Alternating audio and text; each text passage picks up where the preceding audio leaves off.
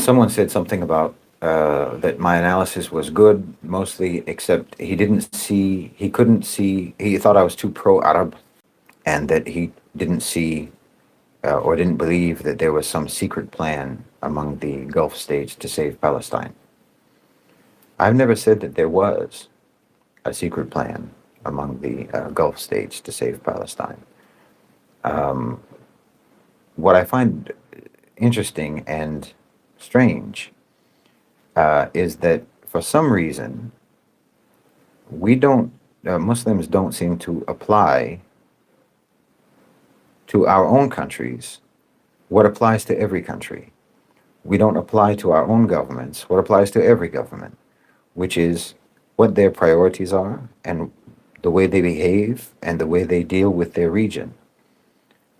Every country does this. Every country, it's like the what do you call Maslow's hierarchy of needs, which is that your basic necessities are covered, and then once those are covered, then you have room to and time to think about other things.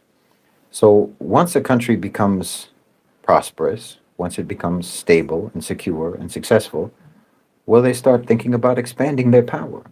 They start thinking about expanding their influence, and they want to expand their sovereignty. And there's no reason to believe that the Gulf states would be any different than any other country in the world. And the rules uh, aren't changed because one of the countries in their region happens to be Israel. And their desire to have influence and domination as much as they can over Jordan, over Lebanon, over Egypt. Uh, there's no reason whatsoever why that would not also apply to Israel. And in fact, there's every reason that it would be a priority for it to apply to Israel, because because Egypt isn't a rival to the Gulf. Jordan isn't a rival to the Gulf. Lebanon isn't a rival to the Gulf. Uh, Syria, to a certain extent, was seen as a rival. Uh, and we saw the animosity and aggression that they had towards Syria.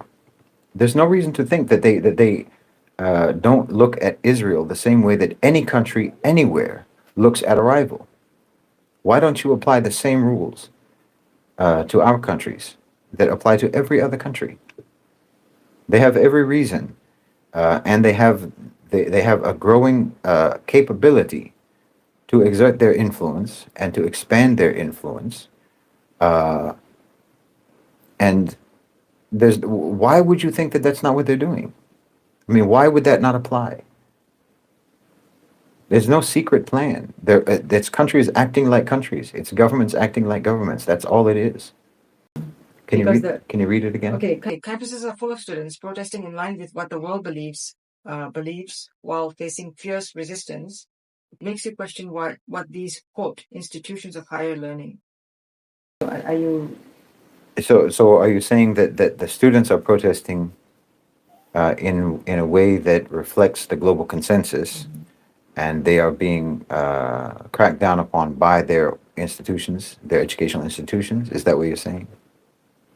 And then the question being, that calls those institutions into question. I think it's clear what the role is and the function is of those institutions, which is to uh, indoctrinate the students into conformity with official narratives, and to become, especially at higher institutions of higher learning, and especially at the elite universities, their role isn't simply to conform with the official narratives, but to articulate the official narratives. They're supposed to become the advocates and the creators of the official narrative.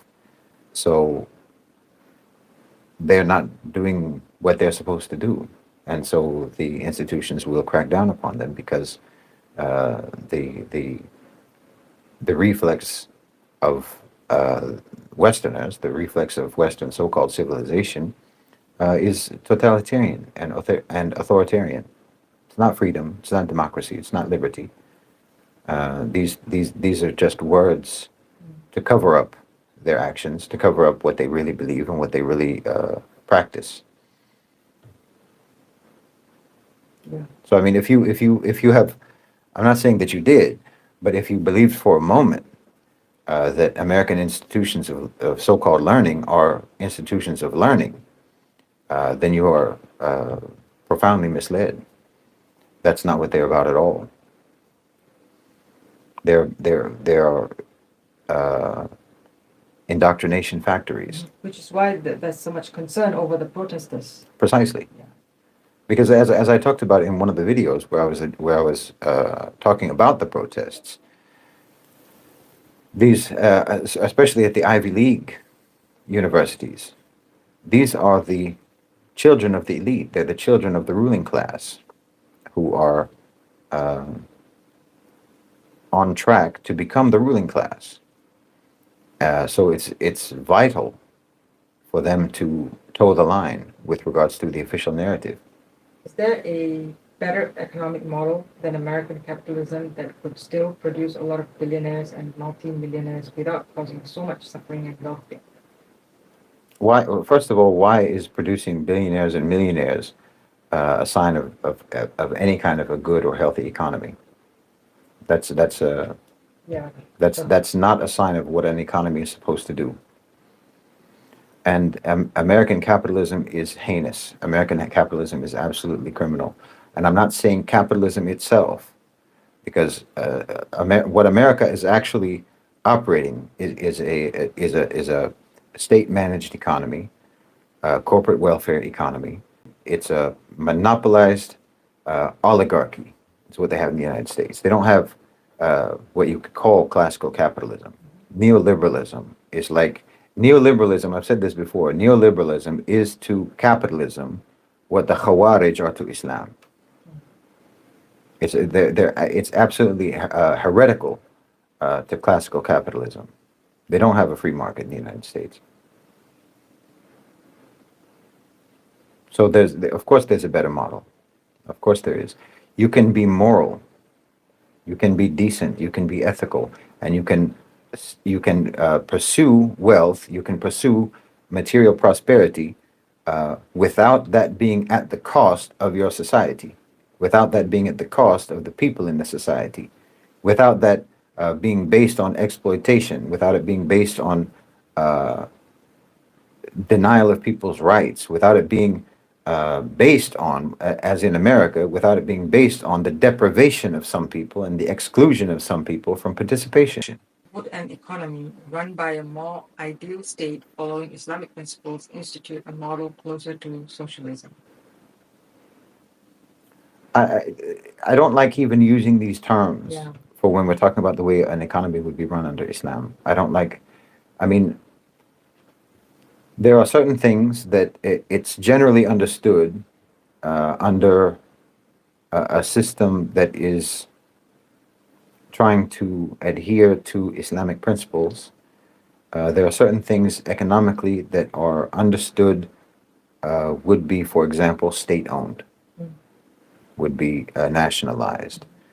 But I think that the main approach Islamically, the main approach, I mean, aside from things like the obvious things like riba, issues like riba, the main, what I would say is to for an economy to qualify as following Islamic principles, it would be an economy that prioritizes maslaha, that prioritizes the welfare and the interests of the society. And by welfare, I don't mean a welfare system. I mean the actual welfare and well-being of people, and making sure that it is a morally run economy that doesn't that keeps money in circulation, that makes sure that, for example, we have in Islam material rights that are given to it, that are considered human rights, divinely ordained for us, that are our right, and we're the only people. Muslims are the only people. Islam is the only religion. It's the only belief system, obviously revealed by Allah Subhanahu wa Taala, in which we are guaranteed certain subsistence material rights. That's not even in the so-called Universal Declaration of Human Rights by the United Nations. There's no material rights there.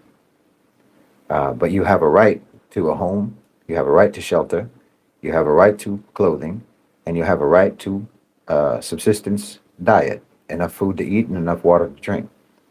And whatever you have, we know about this because for the sake of our own gratitude for the ni'mah that Allah gives us in addition to those basics, so that we can be grateful, so that we can be thankful for every little extra thing we have beyond our basic subsistence needs. But we also know that because whoever is deprived of those basic subsistence needs, his basic human rights are being violated. So the government, whatever government it is responsible for ensuring that your rights are preserved and upheld. And so that includes things like making sure that all of the people under the jurisdiction of that government have shelter, have food, have clothing. You can say that that's socialist if you want to, but that's just because the West never knew how to take care of people, so they have to come up with all kind of terms and all kind of systems that never work to try to make themselves be moral and try to make themselves deal with people in a decent way because it's against their nature to do that. But in Islam, we have this understanding, and it's something that, generally speaking, you don't even have to try to force an Islamic ruler or a Muslim ruler, and throughout history, you don't have to even tell him that, because obviously we want to take care of our people, and they always did. I mean, the Muslims used to get from the Baytul Mal a stipend. You can again call it socialism. Yeah. But I don't see any reason why you need to call it by Western terms. We have our way of doing things, and it is the better way of doing things. It's the best way of doing things. But most of this is not actually, I've said it many times, there isn't something called an Islamic system. You're not going to find that word in the Quran or in the Hadith anywhere. Mm-hmm. There is no Islamic system. There's guidance from Allah subhanahu wa ta'ala. There's morals, there's principles, there's ethics, and there is a really comparatively handful of absolute rules that must be implemented. But generally speaking, it has to do with making sure that the community is taken care of. That's a guideline. And so any government knows that that's what it's supposed to do. Yeah. And any way that they do it is by means of their ijtihad. I hope that answered the question.